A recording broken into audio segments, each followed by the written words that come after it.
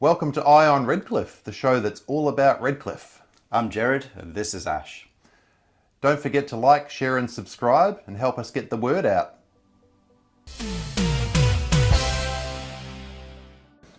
This week on Eye On Redcliffe, we're off to Clontarf and we're going to meet Sue and Phil Johnson from S.C.O.A.G. We're taking another look at the Elizabeth Avenue Overpass. We're going to do a deep dive. We're going to get the answers to all the questions you've had about that monstrosity, and we'll cut through to Gerard now. So we're here this morning at Clontarf at the Elizabeth Avenue Overpass, and I'm joined today by Sue and Phil, who are local residents to the area. So Sue and Phil, how did you first hear about the new overpass? How did you come across? We'd heard that from the school that they were going to get an overpass like this. They didn't mention what, they just said it was going to be coming. And that was another 12 months or so until the surveyors came in. And then it was only another 6 months after that that the state member and the federal member announced that this thing was going up. And nobody really knew about it because when we asked initially, what it was going to look like and all that sort of thing, there was very little information about what it would look like. Right. And at what point did you realise this was something that wasn't necessarily the right fit for the community? What were your main concerns? Well, the funding was announced on the 22nd of February 22, and immediately I knew, because they said it was $19 million, that alarm bells started ringing with me. Why would that cost that anyway? Yeah. So I started asking questions just straight away from Luke Howarth and Yvette Darth.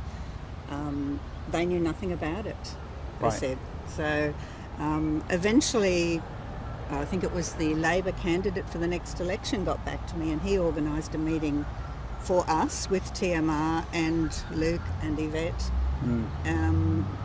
But basically they couldn't even show us drawings at that stage. They just knew they had funding of 19 million, and we were really concerned about that issue because we hadn't been consulted as residents. So, yeah. And what's the general feeling in the area? I mean, it's not just yourselves that are concerned about this and had concerns at the time. I think it came about from the good work with Sue with her Facebooking, because we had some objections and we put in a petition. So all of a sudden people came out of the woodwork for everywhere to understand it. We now know most of the people down Silcock Street and up this direction, and certainly up towards Duffield Roadway. A lot of residents had no idea what was going on about it. And we started doing it was a little bit of a protest to just draw attention so that hopefully we could convince TMR to change something about what they had proposed. And people came from everywhere to say hello to us. Yep. As Sue had said earlier, we were getting coffees dropped off to us in the morning regularly. A lady would take her kids down to the primary school and drop us a coffee and say hello and keep going, and we'd shake our banners and yahoo a bit. It was a good time. Yep. And it brought the community together. Can I just say that I have met all the people that live down the street, and I've got quite a few good friends down there now that keep an eye on things. We've lived here 45 years and I didn't know them until all this started. So that's one good thing that's come out of it, but there's very few good things. Sure. Yeah. So you don't feel that TMR gave you enough attention, enough time to consult on the design of it, or? When the funding came out, it was done just before the last federal election, and it was part of Barnaby Joyce's release of what he called critical infrastructure. Under critical infrastructure, there's no review of the needs and the justification, Yeah. no business cases for it at all. And as soon as that came out, announced under this what they call a road safety program, I had a look at the criteria, and it was from zero, I think it was, to $5 million for these road safety programs. So how did this huge structure get in the program? And it's because there's no oversight, no overview needed because of this critical infrastructure criteria. Right. And again, TMR finally produced a what they call an artist sketch for this, and it showed it being very nice. It was supposed to be covered with trees all around, but in effect after that I lost confidence in TMR in the way they were able to provide the information. But I believe that it was probably because they were doing this project on the run and didn't have a great idea of what it was. They also promised us they'd keep some trees here, which they didn't. They and kept one tree. that's the tree there they kept. because it was Right. well outside the project. It was to be selective area. clearing. And again, over the other side, it was just huge construction works. Yeah. Yeah. They- And you say one tree's been left. I mean, how many did they take out They here? It was More than 42 mature trees. 42. Yeah. okay, Initially, that's we were substantial. told there would be selective clearing, and then we were told it was going to be this 42. But then when I start counting the trees, there's a discrepancy because they don't count a tree until it at least, I think it's an 800 mil girth or 180 mil or something diameter. Yeah. But that was the criteria anyhow. So Can I just say the trees were really important along here for the koalas to cross from tree Yes. to tree. They come from Hayes Inlet down the back and they follow the border round behind City Point. So now what they're faced with is an open field Yep. and Yep. dogs off leash, which aren't allowed, but people are using this park now for an off leash park. So And there is plenty of room here to have left trees. There's no other reason than the construction itself. it makes it seems. easier to construct, I think, Yeah. because they can just level it with a big machine. So. Yeah. Okay, so now that the scheme's complete, do you feel that it's met the criteria of sorting out safety in the area?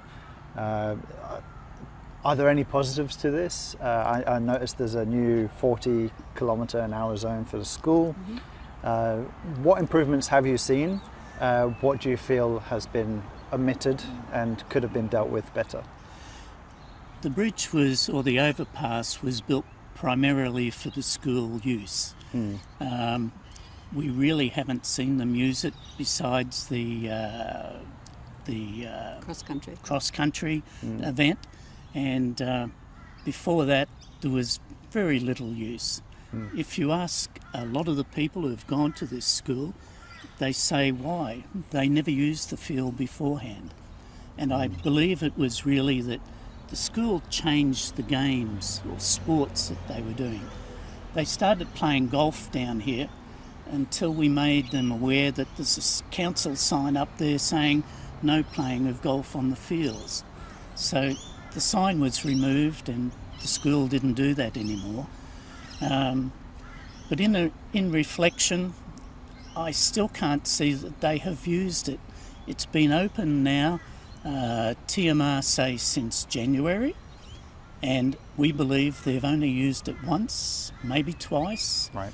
And if you look at the intersection and the activities before and after school, the same thing is happening as with Redcliffe, because this was done at the school's request for something like Redcliffe High. And they've got the same issues. They've put up all this fencing, but the kids just find their way around. They don't want to wait for the traffic lights. I mentioned to the manager of the project that why are you putting fencing down Elizabeth Avenue in the main island here? And his response was, well, you need to give them guidance, direction. But that's not helping because there's nowhere for them to go. They either go at the crossing or just the other side, which is more relevant, or down towards the fast food outlet, Yep. where you're right beside Oasis Court intersection, which the Oasis Court intersection is known as a dangerous one. There's been numerous crashes. King Street intersection, that's also a known hazardous intersection. The day that we had a meeting down here with the state member and TMR, 11:30 at night, there was a 3-car crash on the intersection. Right. It's got red lights, it's got everything, but there was still an accident. Yep. And yet, with this, we've done some counting.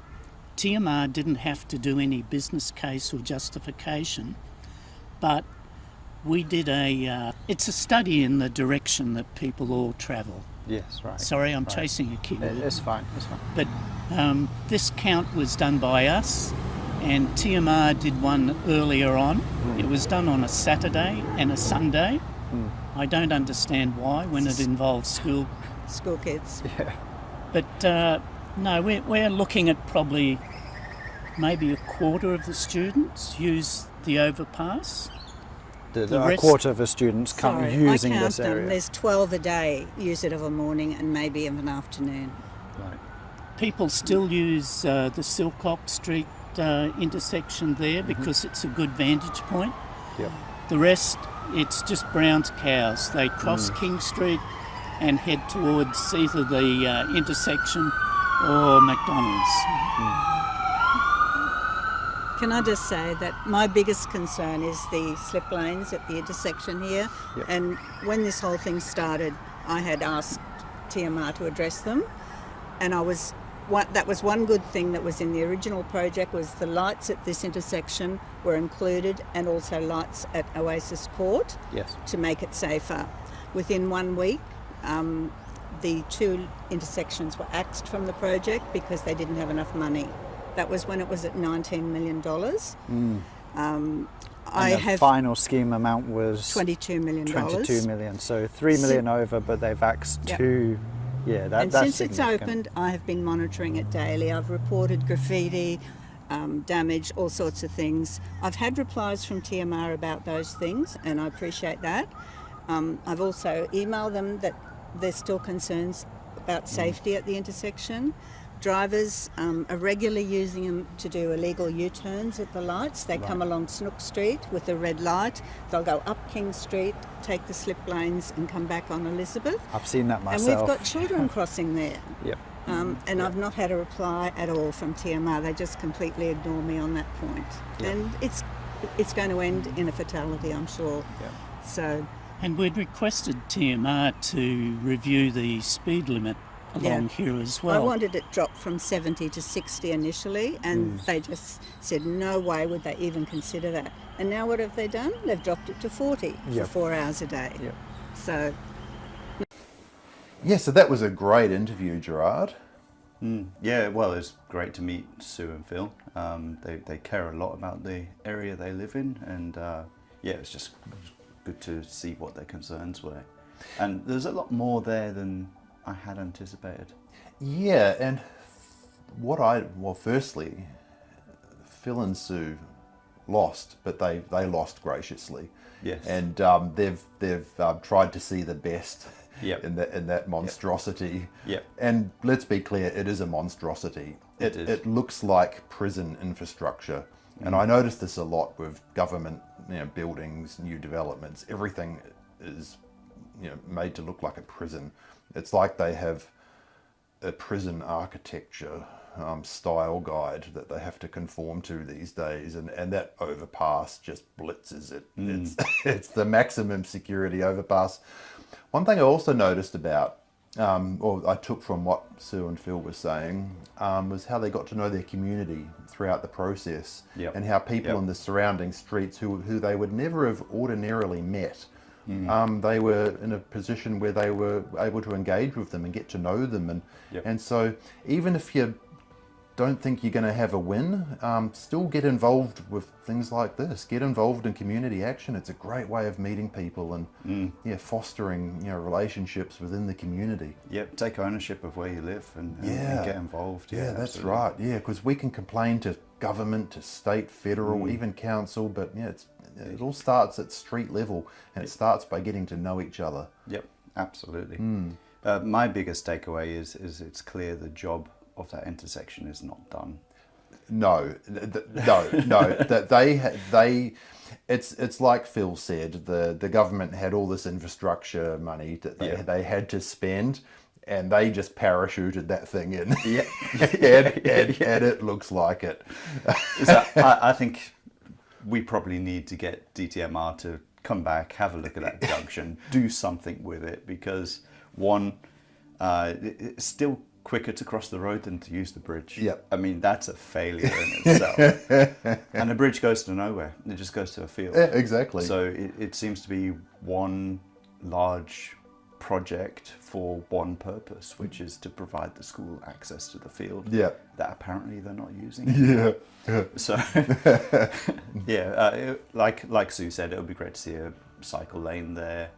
And connection to something else. Yeah, that was a good point she made. Yeah, connecting it. Yeah, and just making the most of this thing. Yeah, while so we've got it. We have a giant dot. Let's start connecting some dots. Yep. Yeah. No, they made some great points, and it was really, really great to meet them. Yeah. Yeah.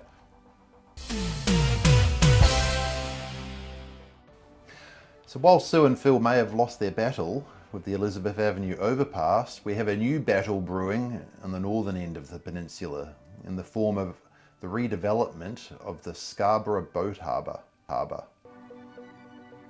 Sitting atop of the Redcliffe Peninsula is the little harbour with big plans. Around 2021, the Queensland Government announced its plans to redevelop the Scarborough Boat Harbour, culminating in the Scarborough Boat Harbour Master Plan. This master plan consists of an economic transformation of the boat harbour, with the commercial and light industrial development of the vacant reclaimed northern arm of the harbour, the relocation of the fishing trawler berths and construction of a new fish market, and significantly expanded car parking for trailer boat users. With the promise of new employment and economic growth, the government master plan has drawn criticism from concerned locals, who established the Scarborough Harbour Action Group, affectionately called S.C.O.A.G. From our investigations, S.C.O.A.G. opposed the master plan on a number of fronts, including increased local traffic, inadequate community consultation, and environmental concerns. S.C.O.A.G.'s opposition to the harbour development plans culminated in a petition being filed with the state government in April 2024.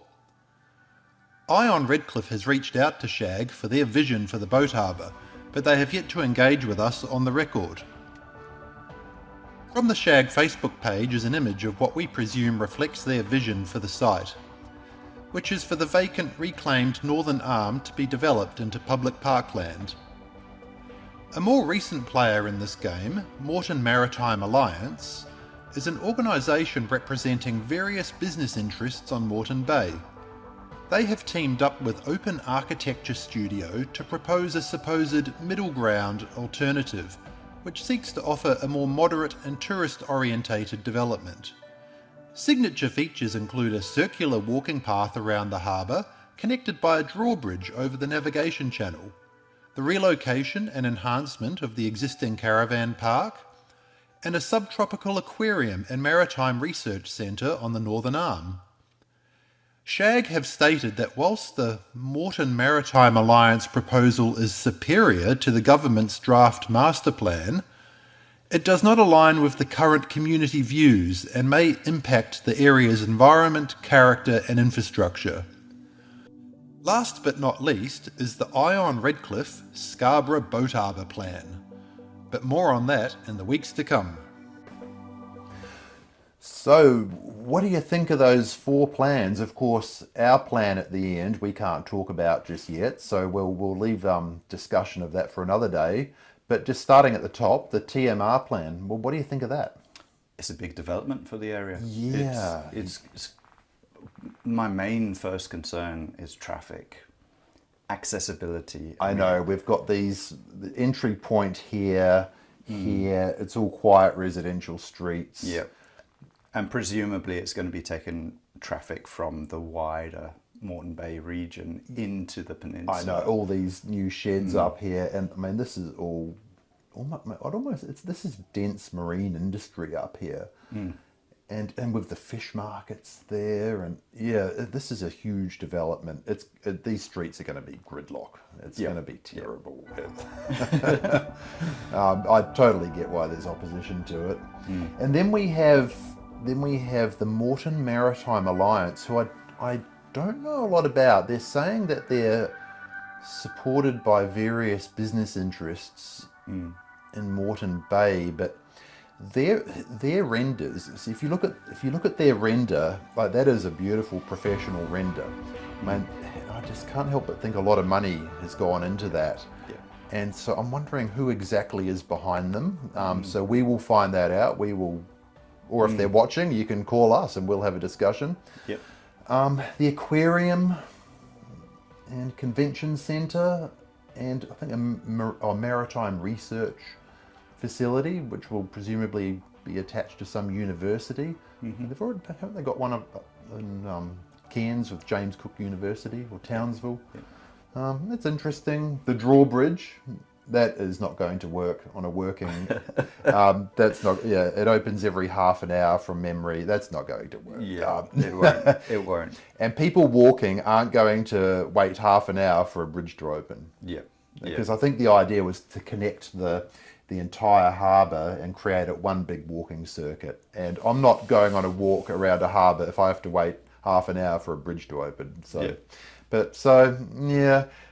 and then of course we have S.C.O.A.G. And so we don't exactly know what they want yet. We know what they don't want, and we know they're understandably unhappy with the government plan, and they're unhappy with the consultation as per their petition. But what they do want for the site, all we have to go off is that post on their that picture on their Facebook. And so I'm presuming they want it all left as green space, and have that green space opened up to the public. So there's a community forum being held at the Dolphins Leagues Club on the 8th of June at 10 a.m. Come along, we'll be there. Come and have a chat with us, and let us know what you think.